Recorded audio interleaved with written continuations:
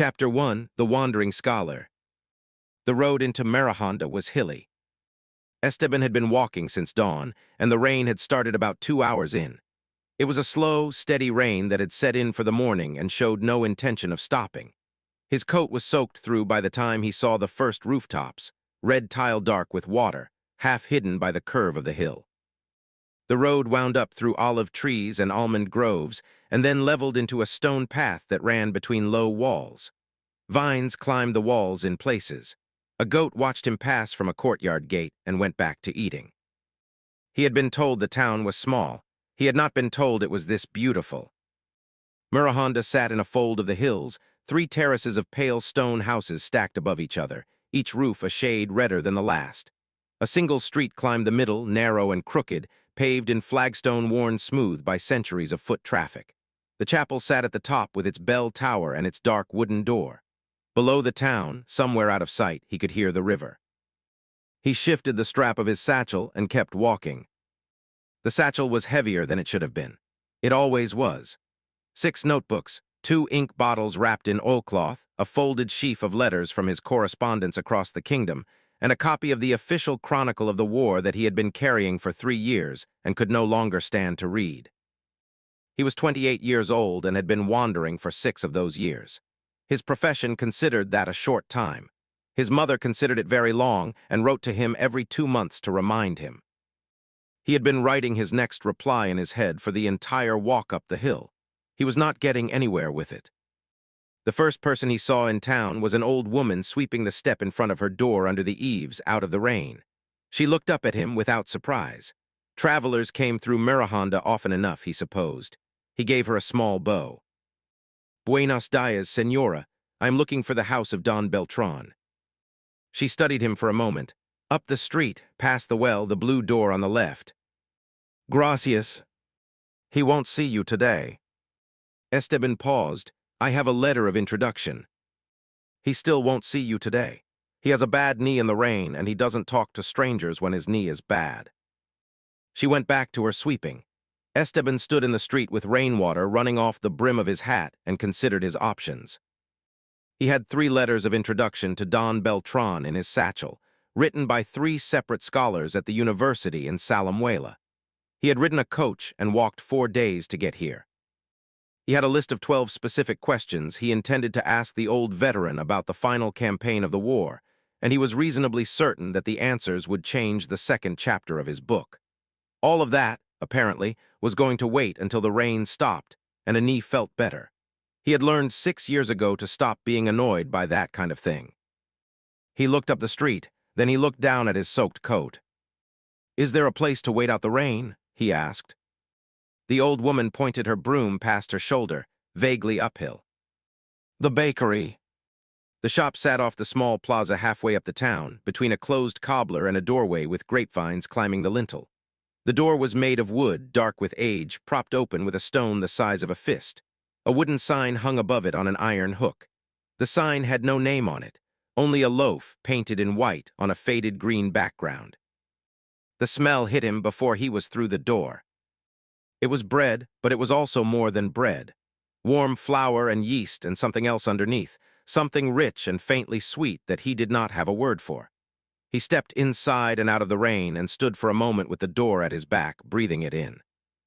The shop was small. 1 room, a single wooden counter, 3 shelves of bread on the wall behind it, a bench under the front window. A low arch on the back wall led somewhere darker, the kitchen presumably, and he could hear the soft scrape of a wooden tool against a wooden surface from inside. He looked at the shelves. The bread was ugly. There was no other word for it. The loaves were lopsided and uneven. Several of them had split open at the top where the crust had cracked the wrong way. One of them had visibly collapsed on one side, as if the dough had given up halfway through baking. The smaller rolls were better, but only just. He counted 9 items on the shelves and could not honestly say that more than 2 of them looked like something he would have paid for in Salamuela. The smell, though, kept pulling at him. He took another breath of it and his stomach answered with a quiet, undignified sound. He had not eaten since before dawn. He stepped up to the counter. There was no one behind it. "Hello." The scraping sound from the kitchen stopped. A moment later, a man came through the arch, ducking slightly under the low stone, wiping his hands on a cloth tucked into his apron. The first thing Esteban noticed was the size of him. The baker was tall with broad shoulders. He wore a plain linen shirt with the sleeves rolled to his elbows, a leather apron over it, and a dark cloth tied around his hair. His beard was trimmed short. His hands were the hands of a man who used them for living, calloused along the palms with a long, pale scar across the back of his right knuckles.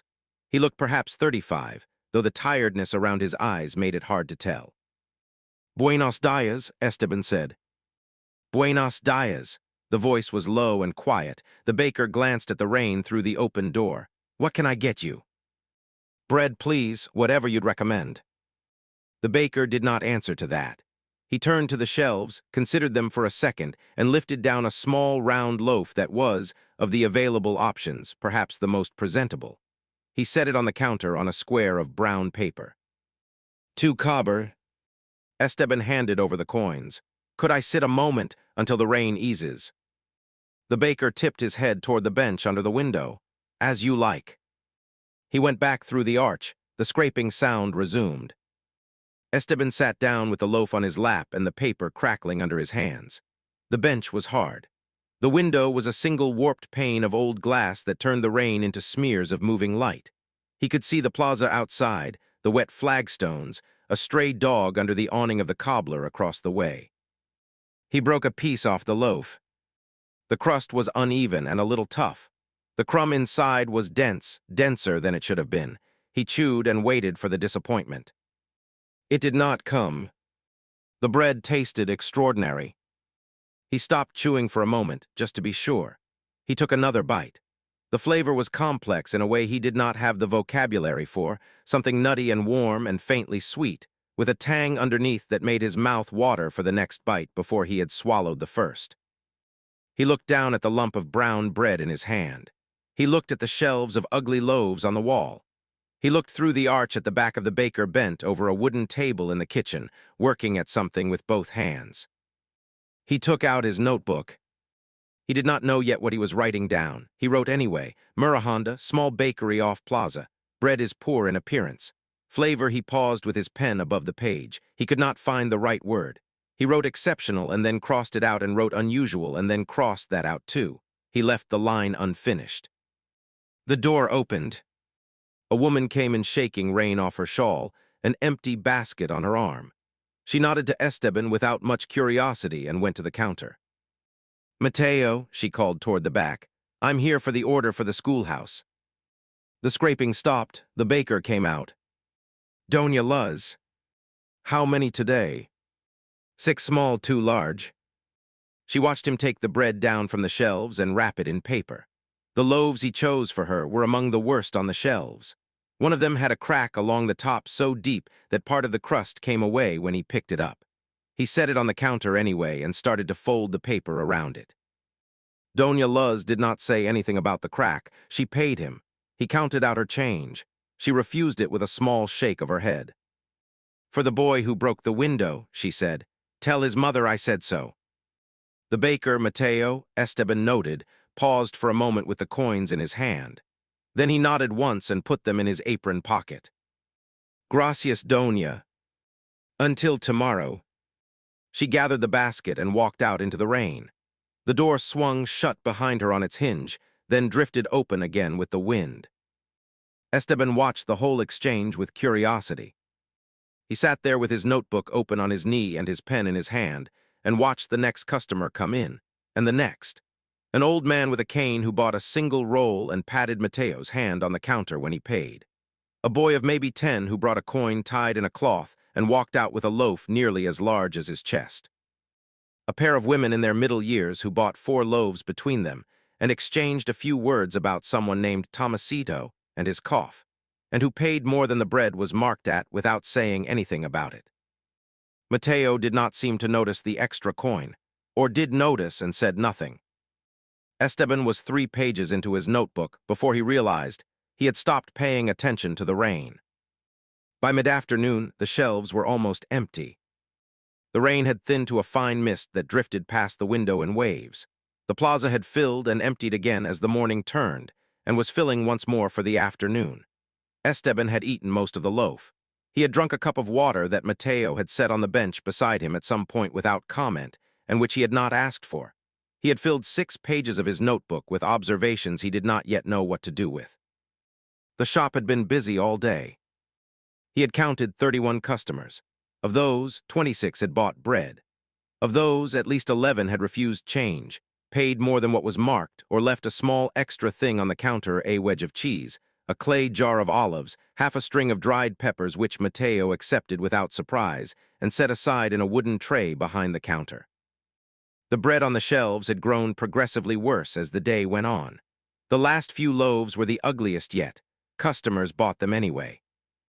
Mateo had not spoken more than a sentence to any single person. He nodded. He counted change. He answered when he was asked a direct question, then he returned to work. Esteban watched him work. In the gaps between customers, Mateo went back to the kitchen and continued whatever he was doing at the wooden table. From the bench, Esteban could see most of him through the arch the bench shoulders, the slow, careful movement of his arms as he worked the dough, the focus on his face. He did not look up. He did not look bored or tired or pleased. He looked like a man doing something he believed mattered and doing it as well as he knew how. The bread that came out of all that effort was terrible to look at and astonishing to eat. Esteban could not stop watching him. He had spent 6 years interviewing people across the kingdom about their memories of the war. Generals, foot soldiers, the widows of foot soldiers, priests, farmers, and one woman who had spent the entire war stealing from her own occupying army's supply trains. He had learned to read people. He could tell when someone was about to lie or about to cry or about to ask him to leave. He could not read the baker at all. The man's face was simply empty in a way Esteban had only seen on a few people, and those few people had not been the kind of people he had liked to talk to. Outside the window, the light began to slant. A bell rang at the top of the town, slow and tired, 4 strokes. Mateo wiped his hands on his apron, walked through the shop, and stood for a moment in the open doorway looking up at the chapel. Then he came back in. "I'm closing soon," he said without looking at Esteban. "Yes, of course."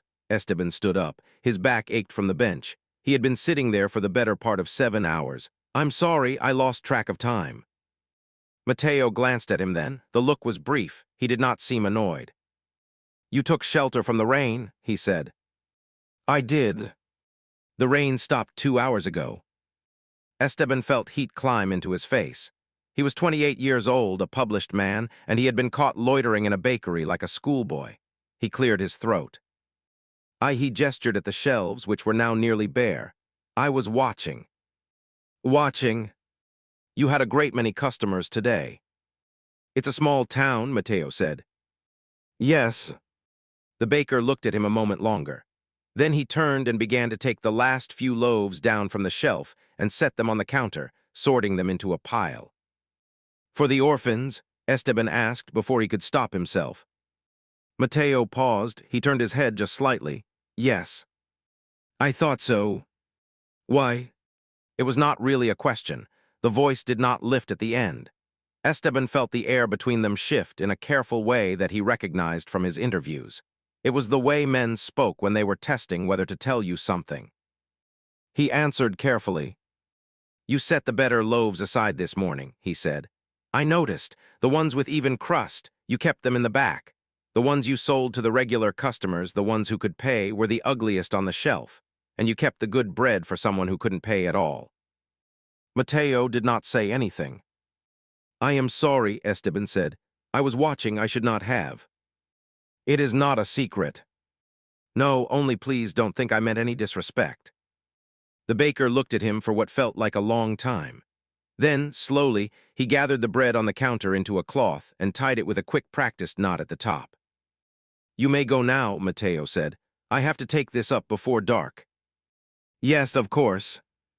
Esteban picked up his satchel and his hat, which had finally stopped dripping. He paused at the door. "My name is Esteban Vargas," he said. "I am here to speak with Don Beltran about the war."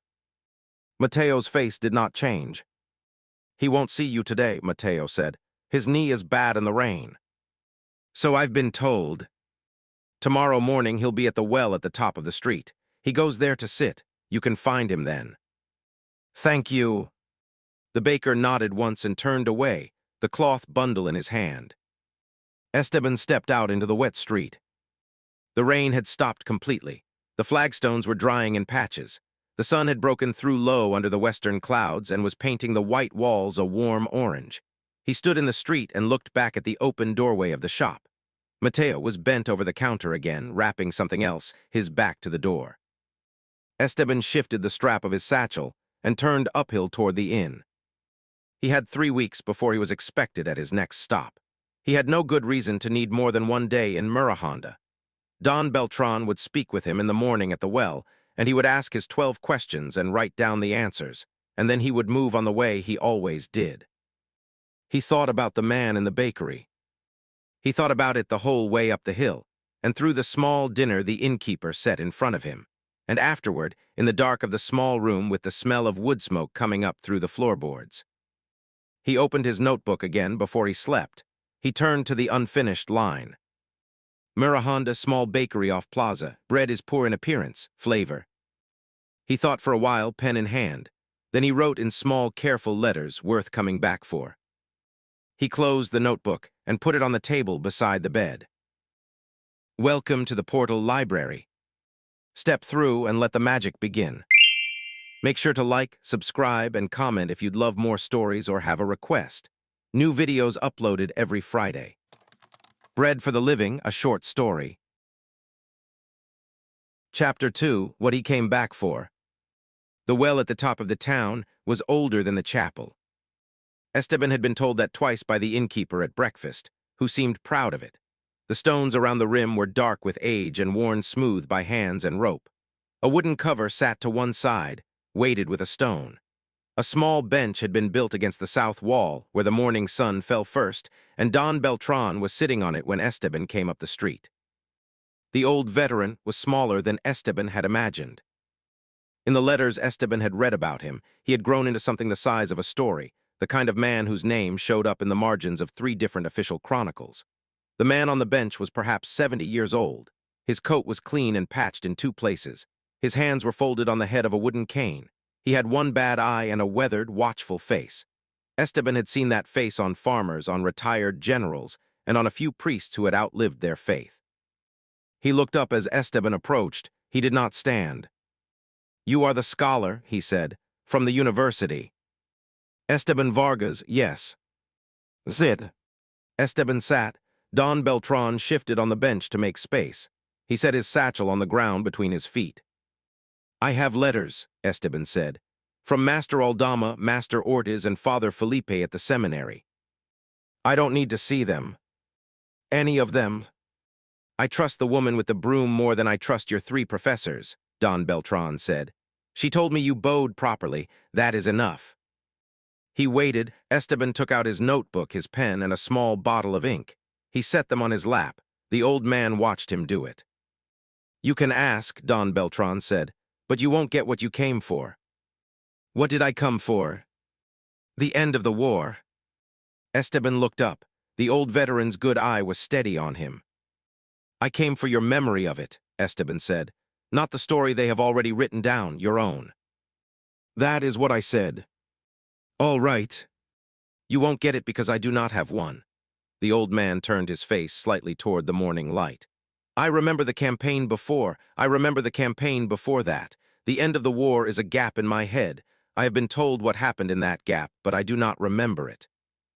Esteban paused with his pen above the page. "Do you know how many of the men I have spoken to said exactly that?" he asked. "Many, I would guess." "Many." The old man nodded. He did not look surprised. They sat for a while in the warming light, and Esteban asked his questions slowly. He asked about the campaigns Don Beltran did remember. He asked about the names of the men in his unit. He asked about provisions, and about the long march, and about the moment the standard came down on the field at Cabraza. The old man answered him plainly and without ornament. He did not ask about the hero. He had not asked about the hero in his last 20 interviews. The hero was a topic that closed mouths and shortened answers, and Esteban had learned to come at the subject from unexpected angles, by way of the people around it. By the end of the hour, he had filled 4 pages of notes. He thanked the old man and stood. Don Beltran did not stand with him. "You will be in town a while?" the veteran said. I had not planned to.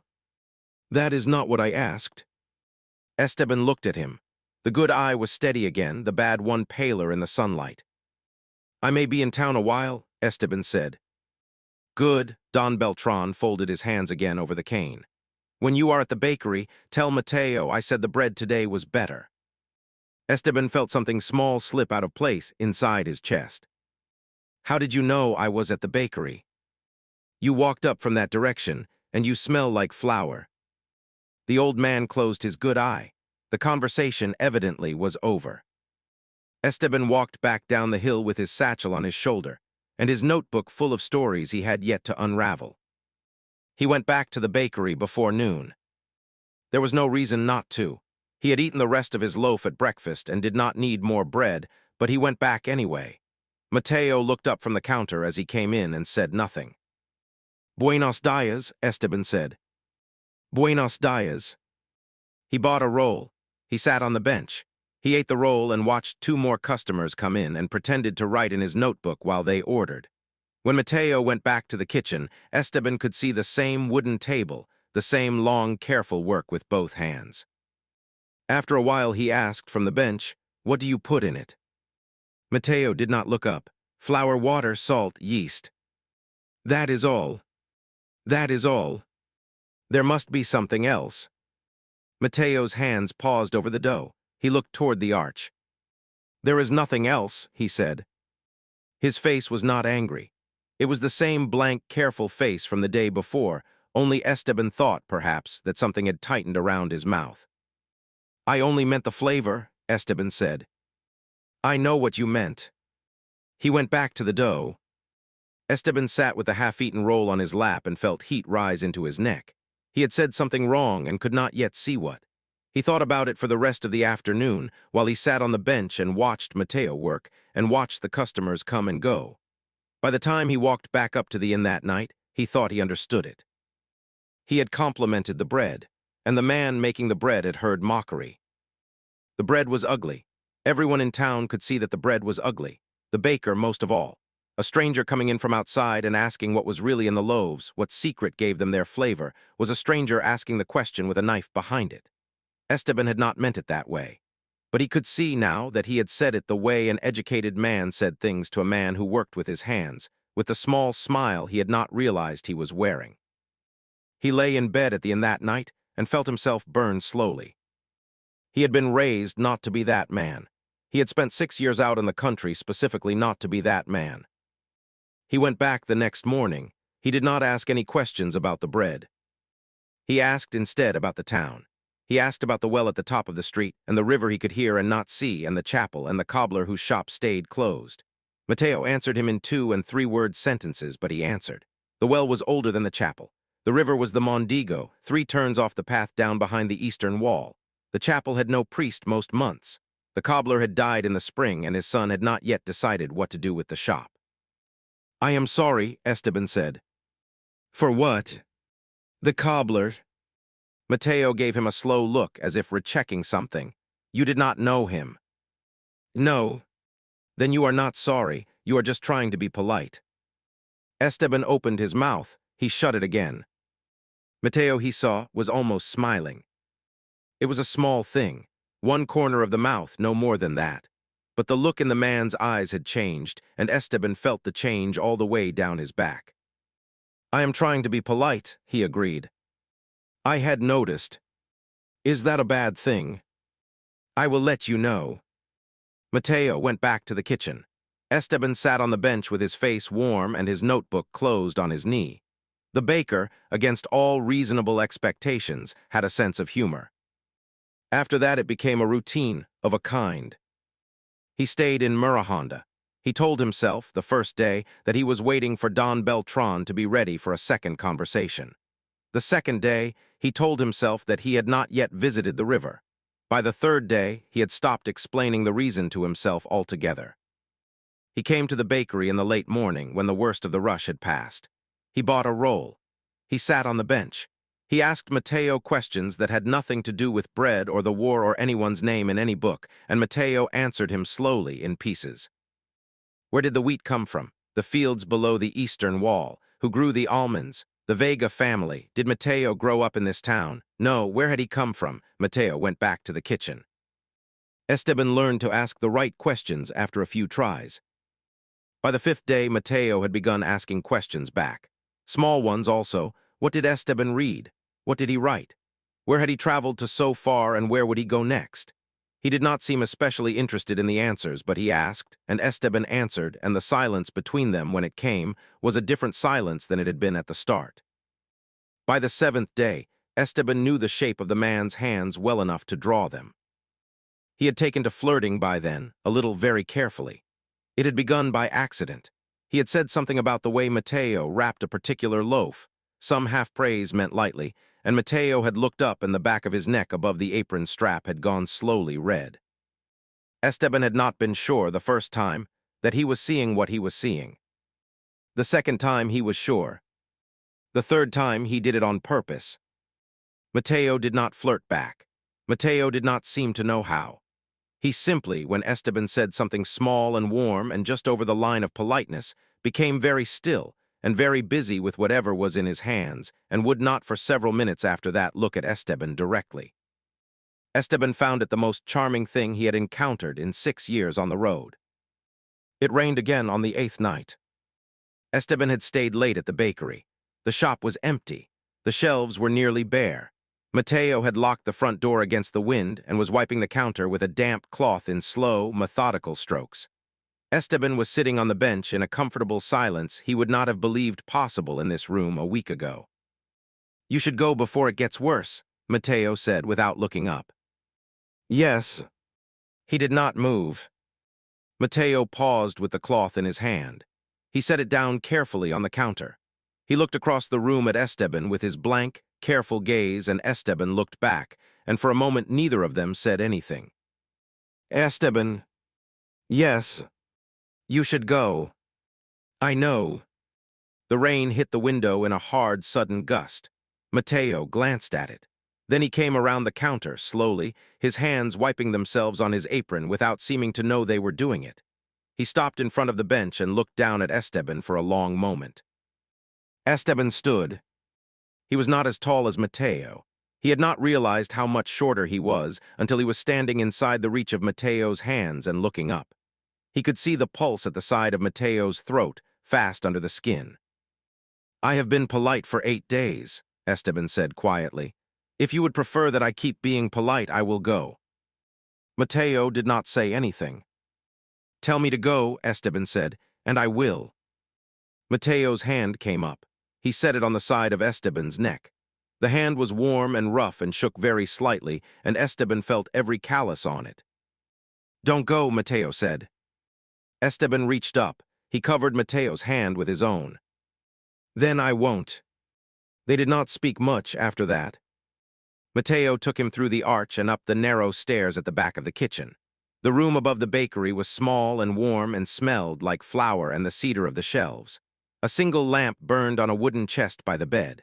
The bed was made simply, a heavy wool blanket folded at the foot. The shutters were closed against the rain.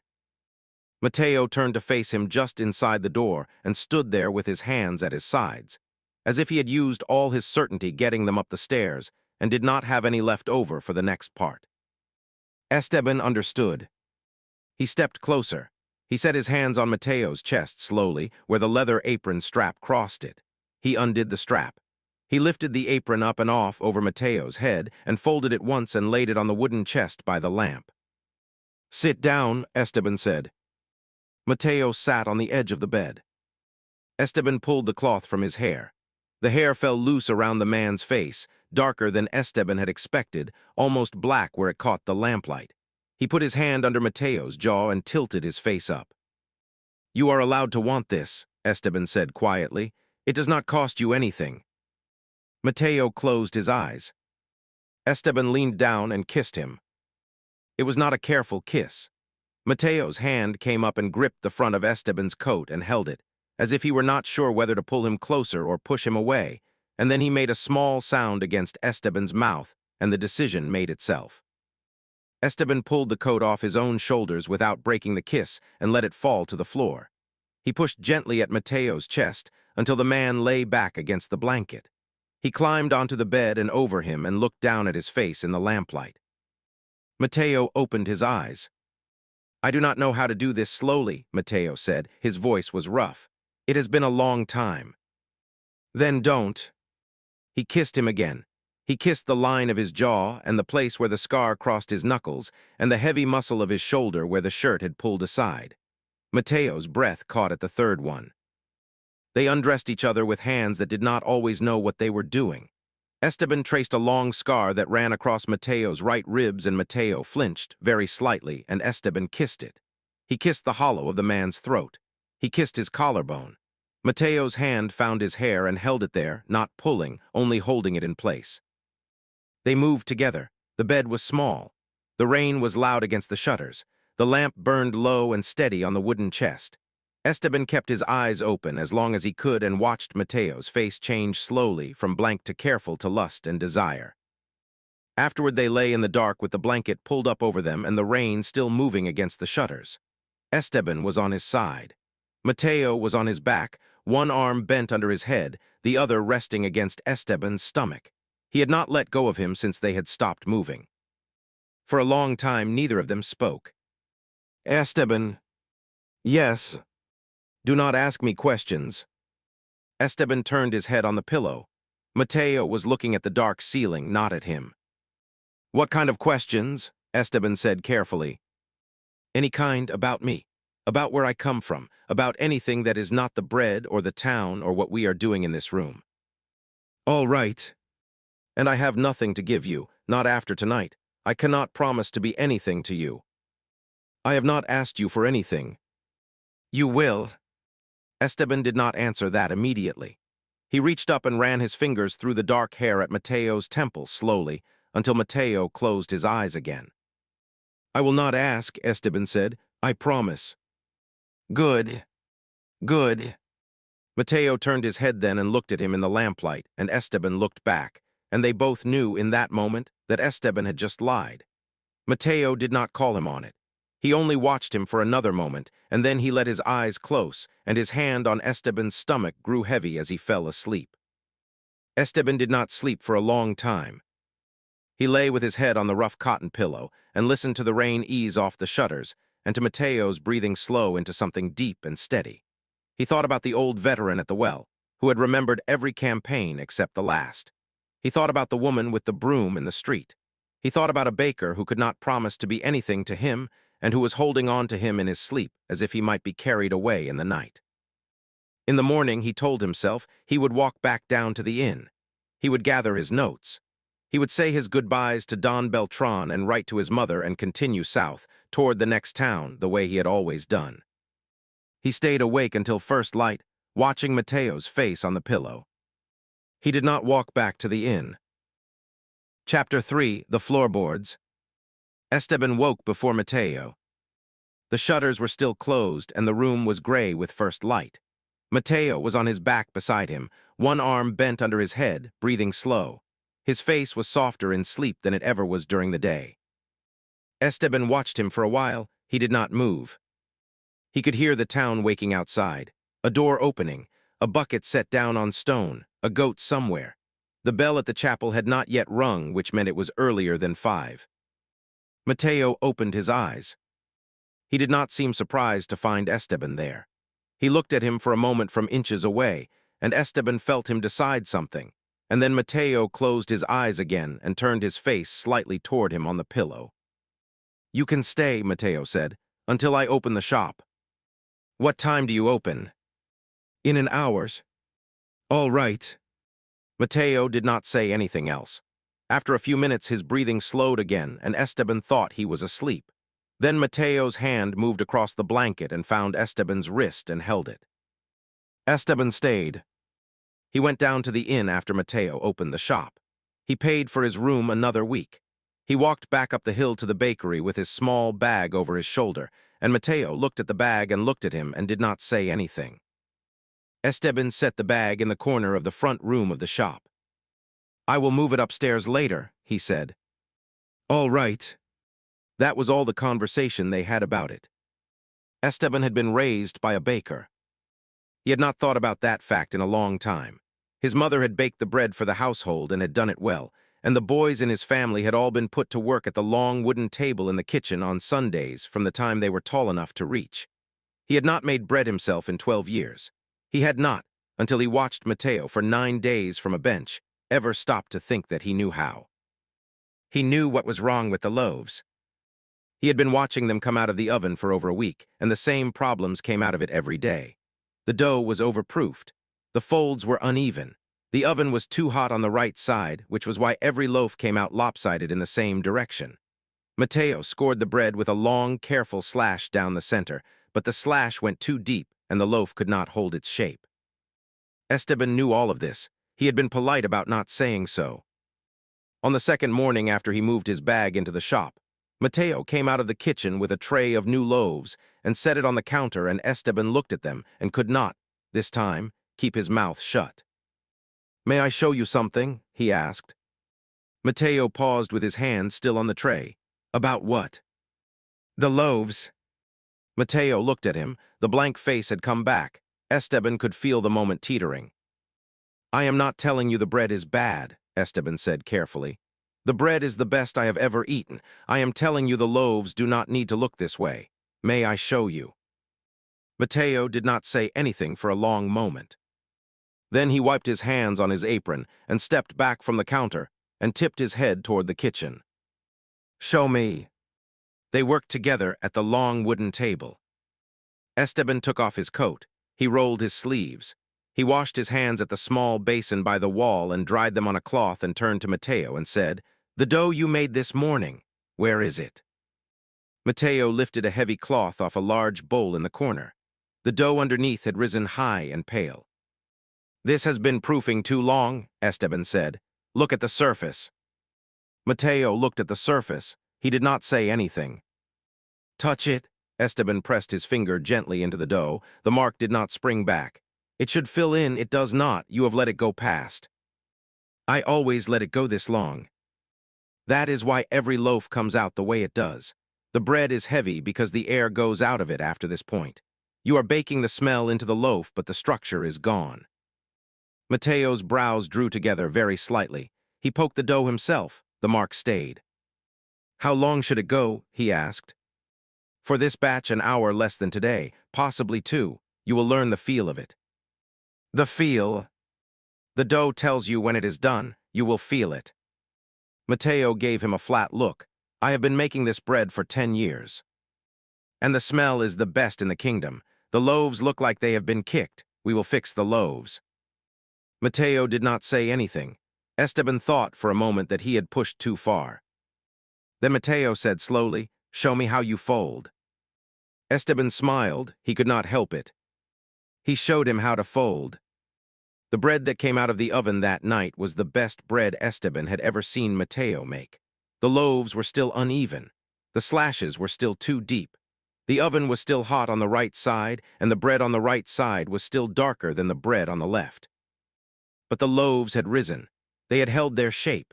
The crust had cracked along the slashes cleanly. The crumb inside, when Esteban broke one open at the table after closing, was lighter than it had been before, and the flavor had not gone. Mateo ate a piece of it standing at the counter, and did not say anything for a long time. "All right," he said eventually. "All right. You can show me the rest of it tomorrow." "All right." Mateo set the bread down. He looked at Esteban across the counter with a small, careful look. It was the closest thing to a thank you Mateo would give him. Esteban took it. The town noticed the changes, too. Esteban watched the customers come in on the third day after the changes had begun. A woman who had been buying the ugliest loaves for a year picked up a clean round loaf, turned it over in her hand, and looked at Mateo across the counter with an expression Esteban could not read. She did not say anything about it. She bought the loaf. She left. The next customer did the same. The third customer, an old man, stopped just inside the door and stood for a moment looking at the shelves. Then he looked at Esteban on the bench. Then he looked back at Mateo. Then he came up to the counter and bought his usual roll. He paid full price. He took his change. Esteban watched him do it and felt, suddenly, like a man who had broken something he did not understand. He tried that afternoon to ask Doña Luz about it. He met her on the street near the schoolhouse. She had her basket on her arm and was on her way down to the river. He fell in step beside her with a small bow and made a few comments about the weather. He had learned, after 6 years of doing this work, to make small comments about the weather before he asked anything important. He used the trick now. He got to the point gradually. "The bread has improved," he said. "It has. Is that good?" She did not look at him. "What kind of question is that?" "I only meant that you and the others seemed surprised by the change." "We were surprised. I wondered why." Doña Luz stopped walking. She turned to face him fully. The basket hung off her arm. The afternoon sun was behind her, and she was a dark shape against the light, and Esteban could not see her eyes. "You are a scholar," she said. "You came here to talk to Don Beltran. You did your business with him. You may want to consider whether you have business that keeps you here past that." Esteban opened his mouth. He shut it again. "You are welcome in this town," Doña Luz said. "You have been polite, you bow properly, you have helped a man who needed help, but you are asking the wrong questions of the wrong people." "I did not mean." "I know what you did not mean. I am telling you anyway." She started walking again. Esteban did not follow her. He stood in the street with his hat in his hand and watched her go down the hill, and the heat in his face this time was a different heat than the heat he had felt at the inn his first night. He went back to the bakery and did not ask anyone in Mirahonda about Mateo again. He moved his bag upstairs at the end of the first week. Mateo did not say anything about it. He came up to the room one evening as Esteban was putting his notebooks on the small shelf by the bed. He watched him from the doorway and then said, "There is a hook on the back of the door for your coat." "Thank you. And you should take more hours in the shop. I cannot pay you well, but the room is yours and I'll share the food." "All right. You can stay as long as you need." Esteban turned and looked at him. He did not know exactly what was being offered. He thought Mateo did not know either. "As long as I need," Esteban repeated. "Yes. Thank you." Mateo nodded once and went back down the stairs. The nightmares began on the 9th night. Esteban had been sleeping in the small bed beside Mateo for over a week by then. Mateo slept hard and silently on most nights, and Esteban had grown used to the weight of him in the bed, and to the smell of the room at night, and to the soft sound of the river through the open window in the small hours. He woke up to the sound of heavy breathing. The breathing was wrong. It was fast and shallow and harsh. He had never heard a man breathe that way before. He turned his head on the pillow. Mateo was on his back. His eyes were closed. His hands had fisted in the blanket so hard that the knuckles had gone white. His head moved once sharply to one side and then back. He was making a small sound in the back of his throat that Esteban could not at first identify. Esteban sat up. "Mateo." No response. The breathing got faster. "Mateo, wake up." Mateo's whole body jerked. Esteban reached out without thinking and put his hand on Mateo's shoulder. "That was a mistake." Mateo jolted off the bed abruptly. Esteban did not see him move. There was no transition between Mateo lying down and Mateo standing, and there was no transition between Mateo standing and Esteban being pressed back against the wall above the bed with his feet not entirely on the floor. Mateo's forearm was across his throat. The grip held tight. Mateo's eyes were open. He was not, Esteban understood with terrible clarity, looking at Esteban. He was looking at something else, something far away, something that lived in his head and that he had been fighting for 10 years. "Mateo," Esteban said. He kept his voice quiet. He did not move. "Mateo, it's me, Esteban." Mateo's eyes did not change. "I am Esteban. I am in your bed. I am in your house. You are in Mirahonda. The shutters are closed." A long moment passed. The forearm against Esteban's throat did not move. The rough, fast breathing did not slow. "Mateo," Esteban said again. "It is Esteban. Look at me." The eyes shifted. They moved just slightly, and then they focused on Esteban's face, and Esteban watched the man come back into them like a flame guttering up after the wind had passed. He saw recognition. After recognition, he saw horror. Mateo dropped him. Esteban hit the floor on his feet and steadied himself against the wall. His hands were shaking. So were Mateo's. Mateo took one long step backward and another and sat down hard on the edge of the bed. He stared at his hands. Mateo. Do not, Mateo's voice was very quiet. Do not say anything, please just give me a moment. Esteban did not say anything. For a long time they stayed like that. Mateo on the bed with his hands open in front of him as if they belonged to someone else. Esteban standing against the wall with his throat aching where the forearm had pressed. Then Mateo stood up. He did not look at Esteban. He picked up the blanket he had thrown back and walked out of the room and down the stairs in the dark. Esteban heard the back door of the kitchen open and close, and after that he heard nothing. Mateo did not come back upstairs that night. In the morning, Esteban found him in the kitchen. The oven was already lit. Mateo had clearly been up for hours. There was bread proofing on the long table. He had washed his face. He had changed his shirt. He stood with his back to the doorway and did not turn when Esteban came in. "There is breakfast on the counter," Mateo said. Esteban went to the counter.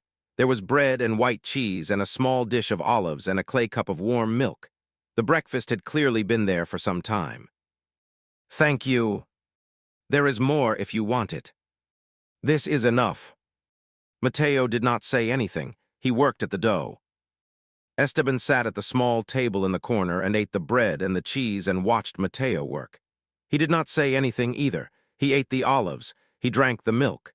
He sat for a while with his hands on the empty cup. "I am going to clean the front room," Mateo said, "before we open." "All right." Mateo paused at the arch. He still did not turn around. "If you want to stay," he said, "you can have the front room downstairs. There is a back closet I can clear." Esteban set the cup down on the table. "I do not want the front room," he said quietly. "I want the bed I was in last night, if you will have me back." Mateo did not move for a moment. Then his shoulders, which had been set high and tight since Esteban had come in, came down by a small fraction. "All right," he said. "All right." That was the last that either of them said about it that day. Esteban worked the counter all morning. Mateo stayed in the kitchen. They did not speak unless they had to. The customers came in as they always did, and Esteban handed them their bread and counted their change and accepted when it was offered. The wedge of cheese and the clay jar of olives and the small folded paper of saffron that one woman pressed into his hand.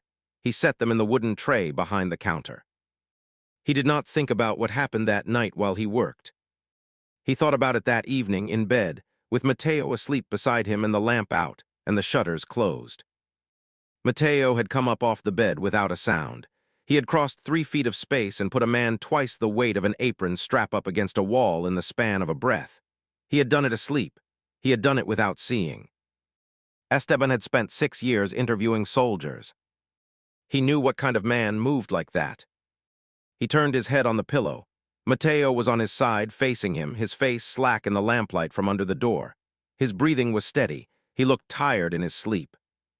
Esteban did not sleep until very late that evening. I hope you are enjoying this story so far. Let me know what genre of story you want to hear next. Don't forget to like and subscribe.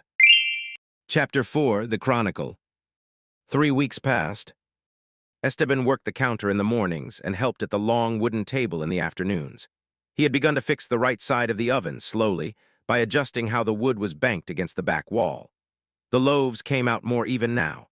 They still cracked along the slashes in the wrong places, but the bottoms were no longer scorched, and the customers had stopped giving Esteban the slow, careful looks they had given him in the first week. He had begun to learn more about the town. The Vega farm sat below the eastern wall, and Beatriz Vega's eldest son, Tomasito, brought almonds up to the bakery every Tuesday on the back of a small gray donkey. The cobbler's shop was still closed. The chapel had a roof leak. The schoolteacher was a thin woman with sharp eyes named Doña Pillar, who had bought 4 loaves a week for 9 years and had never once paid the marked price. The mill at the river was run by twin brothers who did not speak to each other and who took turns at the wheel by hour. Esteban learned all of it without asking. He listened, he watched. The nightmares came twice more in those 3 weeks. He did not touch Mateo either time. He spoke from his own side of the bed, quietly, his name and the name of the town, and a list of small, ordinary facts about the room. The first time, Mateo woke up shaking and turned his back to Esteban and did not speak for the rest of the night. The second time, Mateo woke up shaking and rolled toward Esteban instead and put his face against Esteban's shoulder and did not say anything. They had not in the morning talked about it. Esteban had decided to wait until Mateo was ready to share.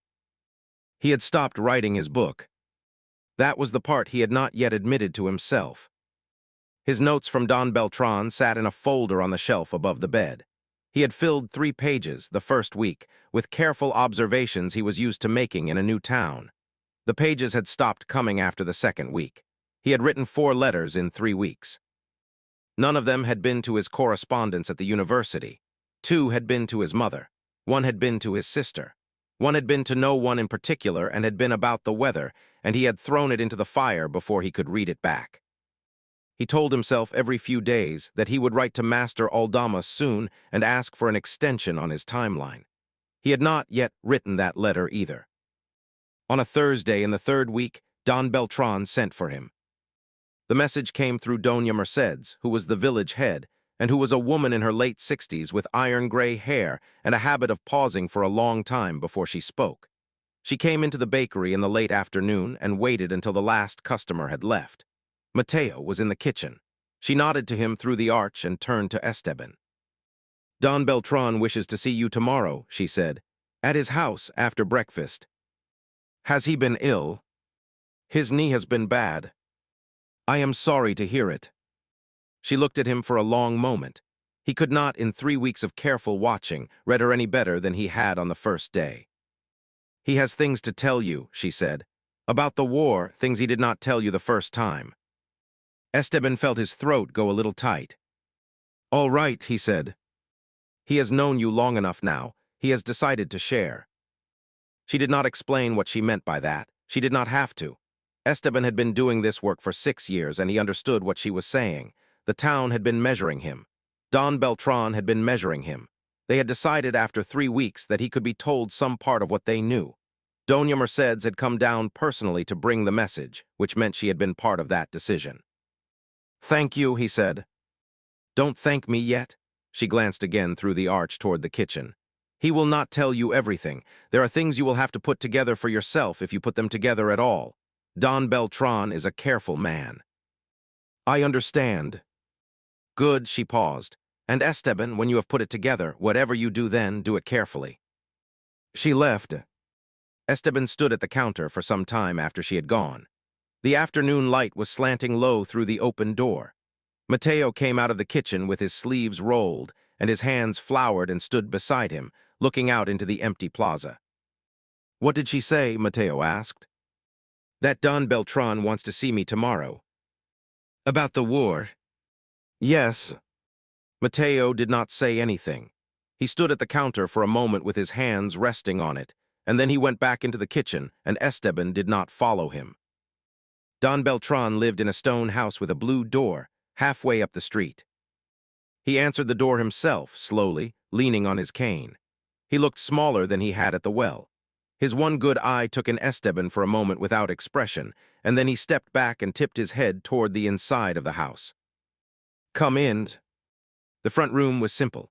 A wooden table, 2 chairs, a small fireplace with a kettle hanging from a hook over the cold ashes, a shelf along one wall with a few books, a clay jar, a folded woolen blanket, and a long, narrow object wrapped in oiled cloth that Esteban did not let himself look at directly. Don Beltran sat in one of the chairs with a long, quiet breath. He motioned Esteban to the other. "Tea?" he asked. "If you would like some." "I would like some." Esteban made the tea. He boiled the water on the small iron stove in the back of the house and brought the 2 clay cups back to the table and set one in front of Don Beltran. The old man wrapped both hands around his cup and did not drink yet. "I have been thinking about how to do this," Don Beltran said, "for 2 weeks. You did not have to do it at all." "I know, I have decided to do it anyway." He took a slow sip. He set the cup down. "You have been wandering for 6 years," he said. "Talking to soldiers, listening to widows, reading the official chronicles, which are not, in my opinion, worth the paper they are printed on. You are writing a book, yes?" "Yes." "What kind of book?" Esteban thought for a moment.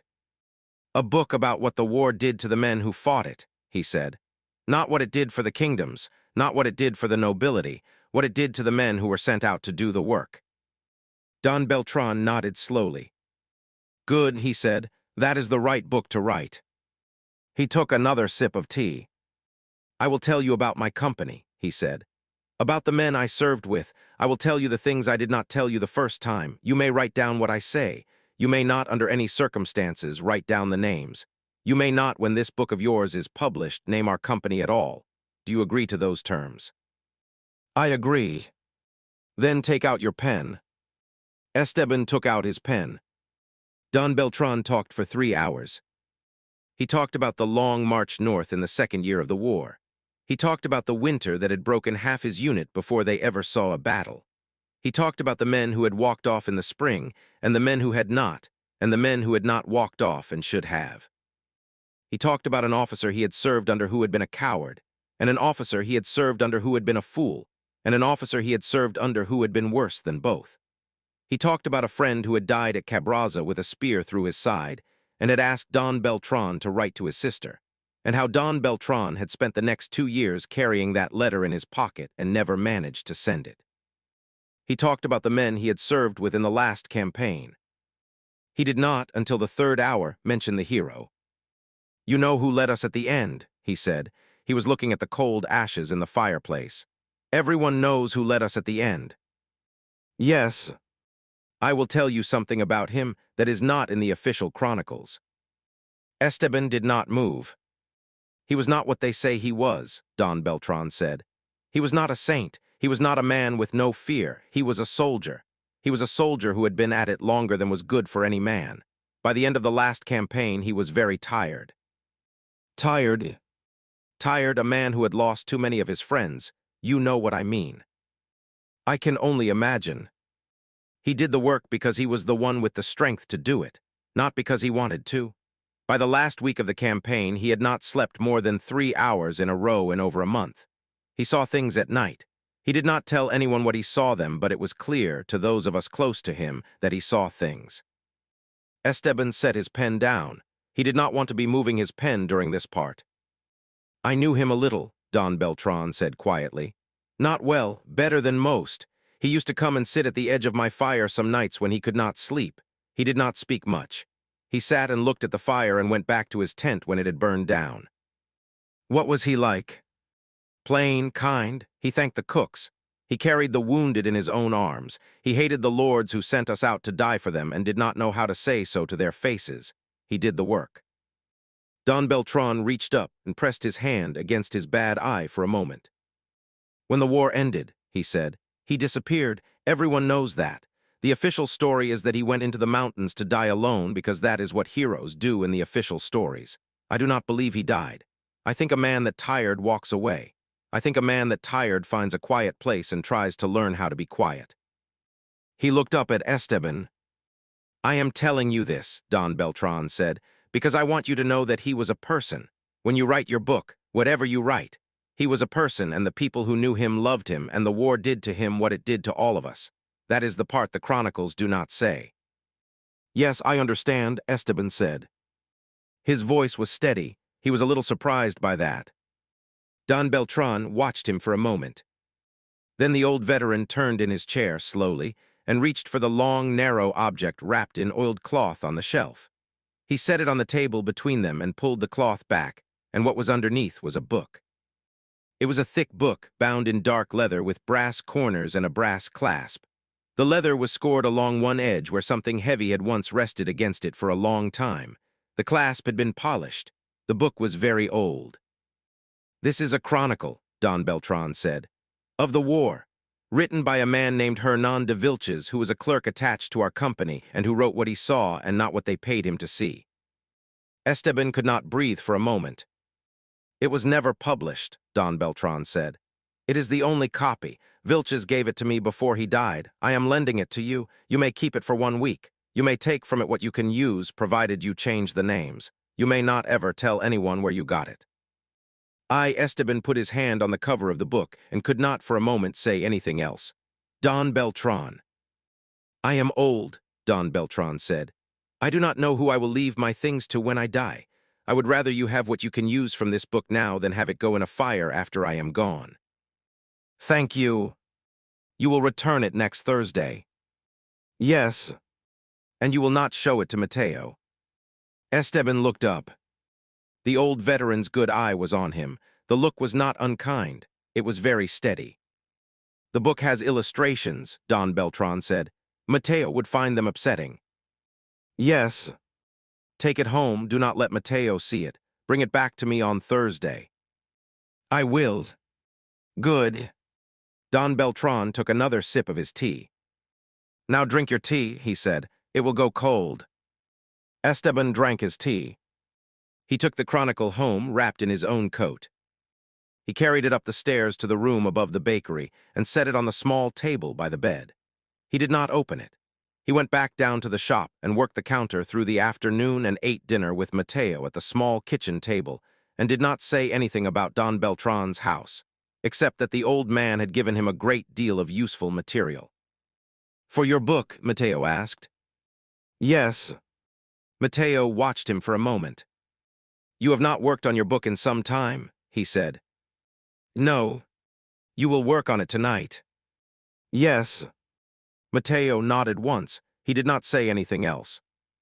After dinner, Esteban went upstairs. Mateo stayed downstairs to finish the next day's dough. The lamp on the table by the bed was new. Esteban had bought it himself the week before, a small clay oil lamp with a glass chimney that gave better light than the old one. He sat on the edge of the bed with the chronicle on his knee and lit the lamp with shaking hands. He opened the cover. The handwriting was small and neat, brown ink. The pages had been numbered. Esteban turned them slowly, scanning his hand on the page. There were dates, there were names. There were small illustrations in the margins, drawn in the same brown ink, careful and accurate. A camp, a line of supply wagons, a standard with a torn corner. He read for an hour without finding anything that surprised him. He had read 3 other chronicles of the same campaign, and Hernan de Vilches's account, plain and unornamented, was not so different from what he already knew. He was reading carefully. He was reading slowly. He was telling himself the whole time that he was doing useful work for his book. He was looking for one thing, though.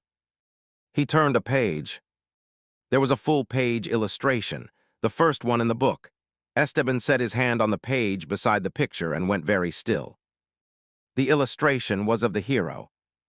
It was not a formal portrait. It was a sketch in brown ink of a man sitting at the edge of a fire. He was in his 30s. He was wearing a soldier's coat with the collar open. His head was bent and his hands were loose between his knees. His hair was dark and longer then. His beard was longer too. His face was 3/4 in shadow. But Esteban knew the line of the shoulders. He knew the set of the jaw. He knew, with a small, terrible certainty, the long, pale scar across the back of the right hand resting between the knees. He had traced that scar 4 nights ago in the dark. He sat very still for a long time. He could hear downstairs the sound of Mateo at the kitchen table, the slow scrape of a wooden tool against a wooden surface, the shift of his weight on the floorboards, the same sounds he had heard from the bench in the front room of the shop a month ago, the sounds of a man working bread. Esteban closed his eyes. He had known, he thought, some part of him had known for some time. He had heard Mateo move in the night. He had seen the scar on his ribs. He had seen the way the town protected him, the way Doña Luz had cut him off in the street, the way Don Beltran had not just now used the hero's name. Esteban had been a scholar long enough to know what it meant when a man's name was not used. He had known, he had not let himself say it. He opened his eyes and looked at the illustration again and turned the page. There was another, smaller drawing in a margin. The same man from behind, mounted, with a long sword across his back. Esteban could see the curve of the back of the head and the shoulders and the same right hand on the reins. He closed the book. He sat with both hands on the cover. He could feel the brass clasp under his palm. His hands were shaking now and his breath was uneven, and he was not, somehow, surprised by any of it. He heard Mateo on the stairs. He moved without thinking. He slid the book under the pillow on his side of the bed. He pulled the blanket up over the pillow. He stood up from the bed and crossed to the window and pretended to be looking out into the dark. Mateo came into the room. "You are awake," Mateo said. "Yes." Mateo paused inside the doorway. Esteban could feel him watching the back of his shoulders. "Are you all right?" "Yes," Esteban turned around. "I am all right. The chronicle is it is a great deal at once." Mateo studied him for a moment. "It will keep me busy," he said, "until tomorrow. Come to bed." Esteban came to bed. He had thought he would not be able to do this. He had thought, with the book under the pillow and the knowledge of who Mateo was, that he would not be able to lie down beside this man and be touched by him and not say anything. He thought wrong. Mateo blew out the lamp. The room went dark. Esteban could hear the rain that had begun outside, very soft against the shutters. He could hear Mateo's breathing in the dark. He could hear his own. Mateo's hand found him under the blanket. "You are shaking," Mateo said. "I am." "Yes, you are." After a brief pause, Mateo said, "Esteban, what is it?" "Nothing." Mateo did not ask again. Esteban could not, in the dark, see Mateo's face. He could only feel the shape of him in the bed beside him and the warmth of his hand on his shoulder. Mateo did not push for answers. He lay down beside Esteban on his back and pulled Esteban gently against him so that Esteban's head was on his shoulder and his hand rested on Esteban's hair. He did not say anything else. He just held him. Esteban put his face against the side of Mateo's neck. He could feel the pulse in the man's throat against his cheek. It was slow and steady. The pulse of a man at rest. The pulse of a man who had carried, for 10 years, a history the size of a kingdom. Esteban kissed the side of Mateo's neck. It was a careful kiss. He kissed him at the jaw next. He kissed the corner of his mouth. He pushed himself up on one elbow and looked down at the dark shape of him in the lamplight from under the door. "Mateo." "Yes." "Tell me what you want." "I do not know how to want things," Mateo said quietly. "Not anymore." "Try for me." "I want you to stay tonight." "I am staying." "I want you to be patient with me." "I will be." "That is all I want." Esteban leaned down and kissed him. It was not the kiss of 3 weeks ago. The first kiss had been a man who did not know if he was allowed. This was a man who knew and had made a choice. Mateo's hand came up and held the back of Esteban's head.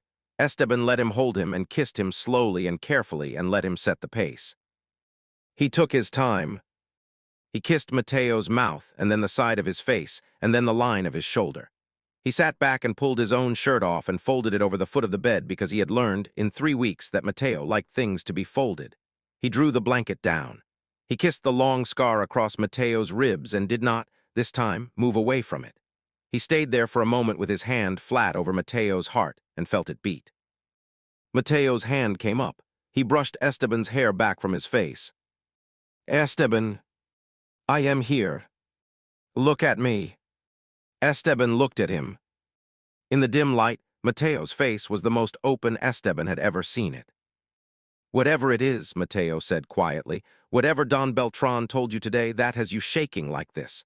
Whatever it is, I want you to know that I am here. Whatever you have decided about me, I am here. I do not need to know what it is. I only need you to know that I am here." Esteban could not for a moment speak. "I am all right," he said. He did not know if it was true. "I am all right, Mateo."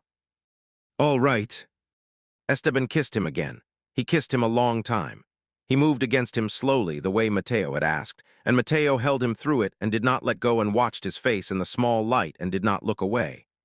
Afterward, Esteban lay against him with his head on Mateo's chest and his ear over the heart he had just held and listened to it. He listened to it for a long time. Mateo fell asleep before he did.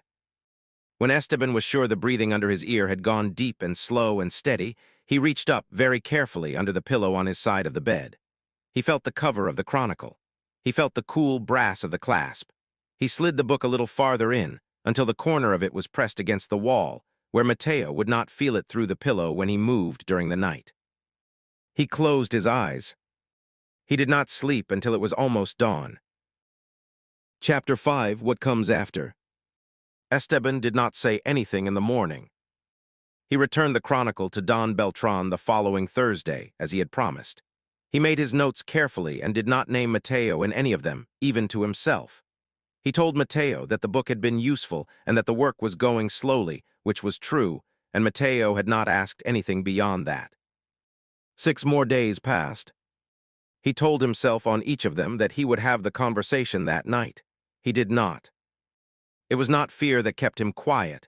It was the simple, stubborn fact that he did not yet know what he wanted to say.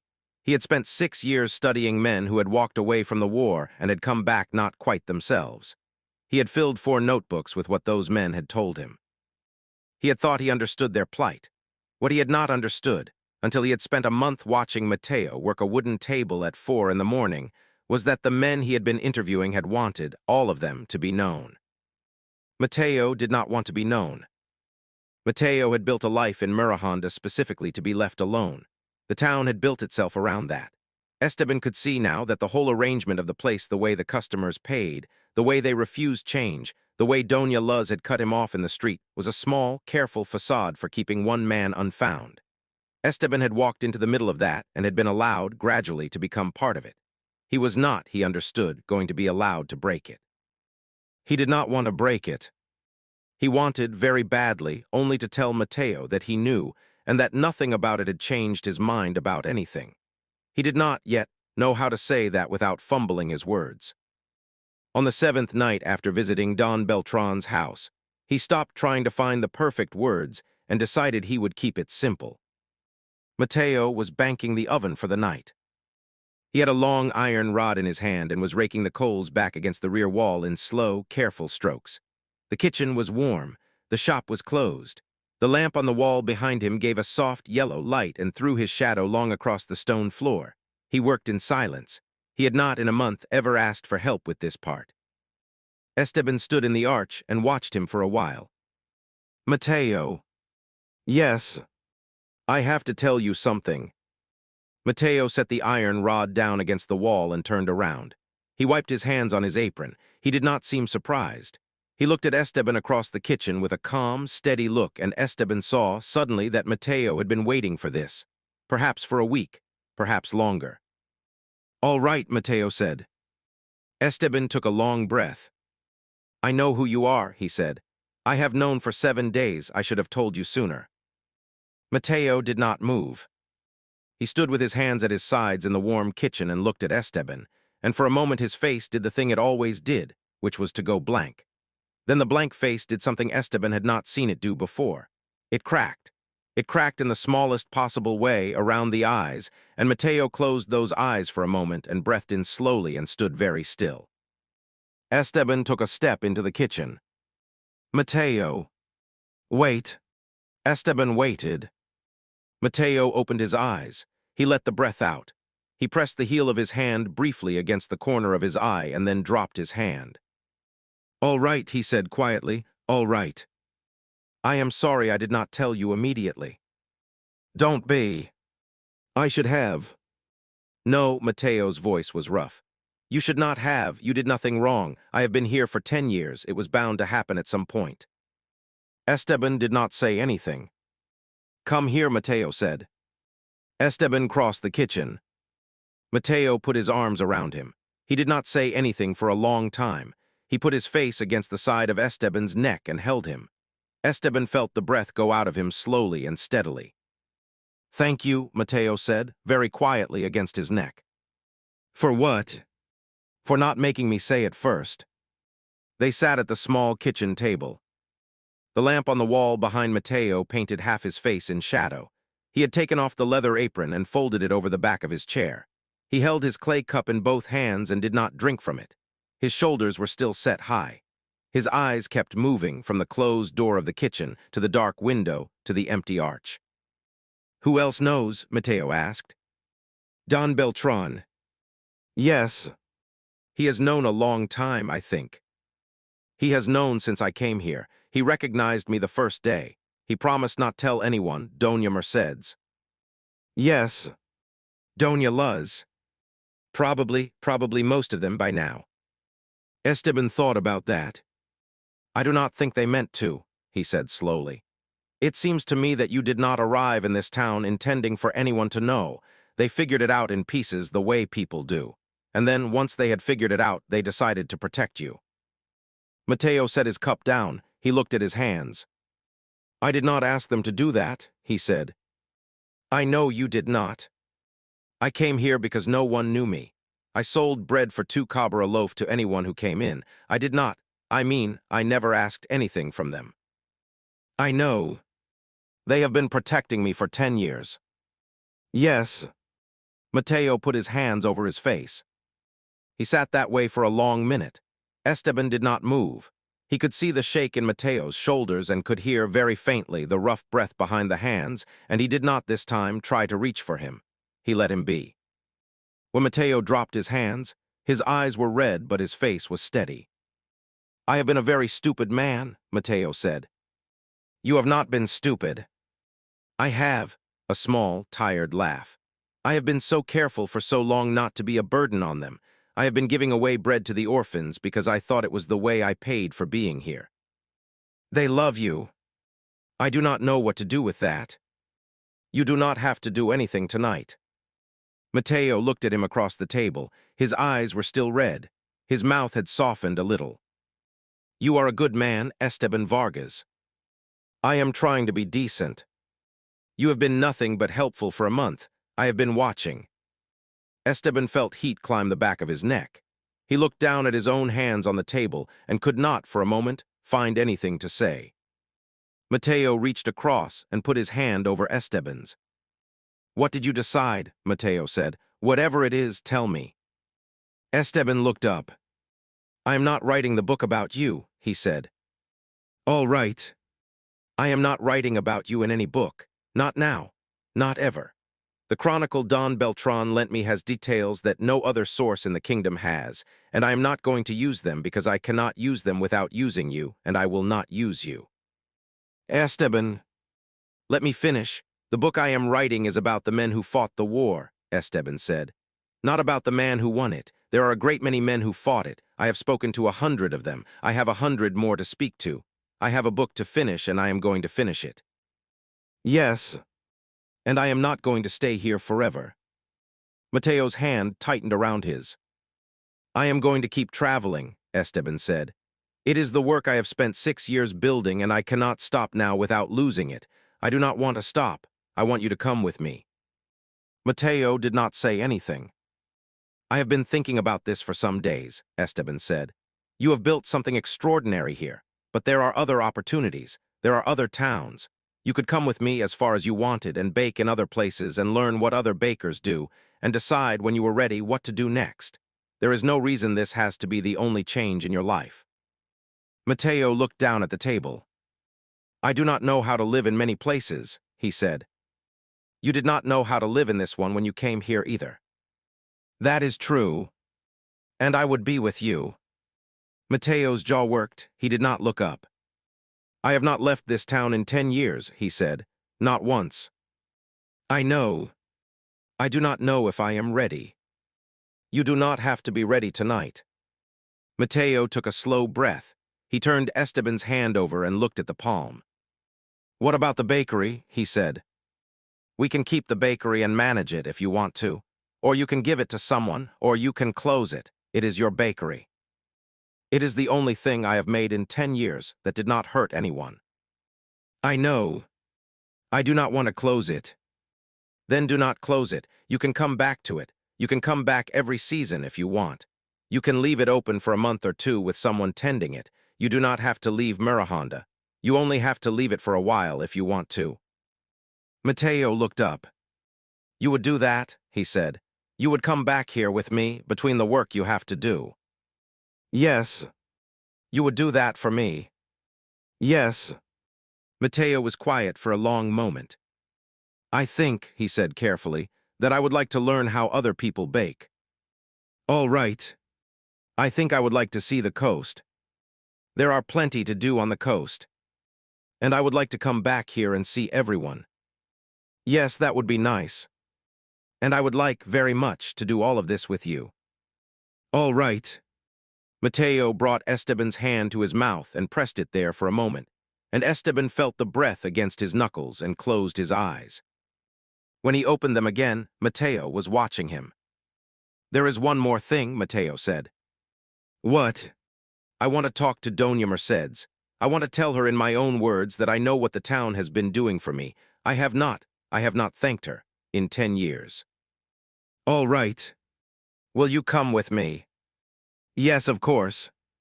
They went the next morning. It was a clear day. The sun had come up over the eastern ridge and the streets were warm in the early light. Doña Mercedes lived in a stone house at the top of the town, 2 doors down from the chapel, with a small walled garden behind it. Esteban had passed the house many times. He had never been inside. She answered the door in a plain, dark dress with her gray hair pinned back. She looked at the 2 of them on her step and did not seem surprised. "Come in," she said. She made them coffee. She set the cups down on a small wooden table in the front room and sat across from them with her hands folded in her lap. She did not say anything. She waited for them to speak. Mateo looked at his cup. He looked at his hands. He looked finally at Doña Mercedes. "I know," he said. She nodded once. "I have known for some time that you probably knew," Mateo said. I have not said anything about it. I have been afraid to. I am sorry. I should have said it long ago. The town, all of you have been very kind. I have not deserved it. I do not know how to thank you." Doña Mercedes set her cup down. "You have been deserving of it every day," she said. "There is nothing to be thankful for. We did what we wanted to do. All the same, you are welcome." She paused. She looked at Esteban. "And you have decided what to do?" "I am going with him," Mateo said. "For a while, I do not know how long, but we will come back." "You guys better. I would like the town to know I am coming back. I would like the bakery to be cared for while I am gone. I do not know how to ask for that." "You have just asked," Doña Mercedes said. Mateo looked down. "Tomasito's mother bakes very well," Doña Mercedes said after a moment. "She had a bakery in her grandmother's town when she was a girl. She has been wanting more work since the harvest. She will take care of the kitchen while you are gone if you ask her. She will not change anything you do not want changed." "Thank you. And the town will look after the building, and we will write to you if you give us a place to write." "Yes, thank you." Doña Mercedes stood. She walked around the table and put her hand briefly on top of Mateo's head, the way a woman blessed her grown son. Mateo closed his eyes. He did not move. "Now go," she said quietly. "There is a lot to do." They went to see Don Beltran in the afternoon. The old veteran was on the bench by the well in the warm sun. He saw them coming up the street and did not get up. He waited until they had reached him. Then he looked at Mateo with his good eye and gave him a slow nod. "It is about time," he said. Mateo sat down beside him on the bench. Esteban stood. They sat there in the sun for a long time. They did not talk much. Don Beltran pointed his cane at one of the cats on the wall of the well and made some small comment about the cat that Esteban did not entirely catch. Mateo laughed a small laugh that Esteban had never heard from him before. The 2 of them sat with the sun on their faces, and Esteban stood off to the side and watched them. They went down to the river before dinner. Esteban had seen the river twice since he had come to Mirahonda in passing, both times in the rain. He had never walked along it. Mateo led him down the eastern path that ran between 2 stone walls, out under an olive tree and down to a flat place by the water, where the bank had been worn smooth. The river was the Mondego. The water ran clear and slow over pale stones. There were dragonflies low over the surface. The far bank rose into hills with vineyards on them. The sun was coming down behind the hills, and the water had turned a deep gold. Mateo sat down on a stone with his hands on his knees. Esteban sat beside him. For a while neither of them spoke. The water moved. A bird called somewhere up the hill. Esteban could smell the warm dust on the path behind them and the green smell of the water in front. "I had friends," Mateo said quietly. 7 of them to be precise, Mateo said. "By the last campaign there were 4 left, and then there were 3, and then there was 1. You, me." He did not look at Esteban, he looked at the water. "I have not talked about them," Mateo said. "Not once, not to anyone in 10 years. I do not know if I can yet. I wanted to say their names to you once, so you would know there were people, so you would know I was not. I was not a man alone, there were others." "Yes." Mateo took a long breath. "Sergio," he said, Caddy Pelyo Iniacutes, that's enough for now. Their names are not in any book, Mateo said. They are not in any chronicle. There is a stone in a churchyard outside Cabraza with their names on it that I had cut myself in the year after the war. That is the only place. I want you to know. Thank you, Mateo. I would like, sometime not soon, but sometime to go to that stone. With you. I have not been back since right after the war. All right. And to tell you about them, a little when I can. Yes. Not now. No, not now. Mateo took Esteban's hand. He held it on his knee. The sun went down behind the hills. The water went from gold to silver. Esteban did not say anything. He held his hand in Mateo's hand and watched the light leave the river and thought about 4 names cut into a stone outside a town called Cabraza and a man who had carried them by himself for 10 years. He thought also about his book. His book was going to be very different from the one he had set out to write. He understood that now. The book he had been writing was about what the war had done to the men who fought it. He had been collecting their stories one at a time. He had thought, when he started, that he was building a wall. He was building a churchyard. After a while it grew cool. Mateo stood up. They walked back to the bakery together in the dusk. That night Mateo opened the account book. He had kept the account book carefully for 10 years. It was a small leather-bound thing with a worn spine with a column for purchases, a column for sales, and a column at the back for the names of the people he gave bread to without charge. Esteban had not, until now, seen the back column. He had not known it existed. Mateo set the book on the kitchen table between them.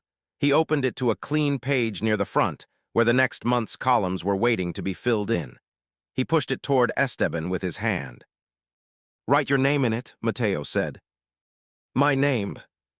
At the top of the page. With mine, it is, I do not know how to say it. It is, I would like the book to say that 2 people are running this bakery now, even if one of them is going to be gone for a while." Esteban looked at the page. He picked up the pen. He dipped it in the small inkwell on the corner of the table. He wrote, in his careful scholar's handwriting, beside Mateo's name at the top of the page, his own name. Esteban Vargas. He set the pen down. Mateo closed the book. Chapter 6, Epilogue. 3 years later, a morning in late spring. The bakery is open. The shutters are thrown back. The smell of bread is in the street. In the kitchen, a small boy of about 7 is holding a wooden practice sword in one hand and a piece of paper in the other. He is wearing an apron that is too long for him. Esteban is at the table grating a paper over a cup of coffee. Mateo is at the oven, watching the boy out of the corner of his eye while he works the peel. Again, Esteban says, from the top. The boy sighs dramatically. "Cuando la luna sub sobre el rio," he recites, Pinta de plata la cara del agua. Pinta de plata la cara del agua. Good. Can I do the sword part now? You can do the sword part when you finish the poem. That was the poem. That was 2 lines, Diego. The poem has 6. Diego looks at Mateo for backup. Mateo does not look up from the peel. Papa. Finish the poem, Mijo. Papa, you like the sword part. I like the poem part too. You do not. I am learning to. Diego mutters something that is almost certainly not in the poem. He picks his way through the next 4 lines with Esteban prompting him at every second word. When he gets to the end, he holds the sword up in both hands and looks at Mateo with a wide smile. Mateo sets the peel down. He wipes his hands on the cloth in his apron. He walked over and crouched down to Diego's height. All right, Mateo says, show me your grip. Diego shows him his grip. Mateo adjusts one of the small fingers very gently. Now your stance. Diego widens his stance. Good, slower. The sword does what you tell it. You are not chasing it. Yes, Papa. Again. Diego swings the wooden sword in a slow, careful arc through the morning light, and Mateo watches him with his big, rough hand resting open on the boy's small shoulder. Esteban sits at the table with his coffee going cold, and outside, the first customer of the day pushes open the bakery door and calls Mateo's name into the warm kitchen. Quote of the week, Attention is the rarest and purest form of generosity. Simon Weil, thank you for listening to The Bread for the Living Story. Hope you enjoyed this story. If you want to hear more, please like, subscribe, and leave a comment. New stories are uploaded every Friday.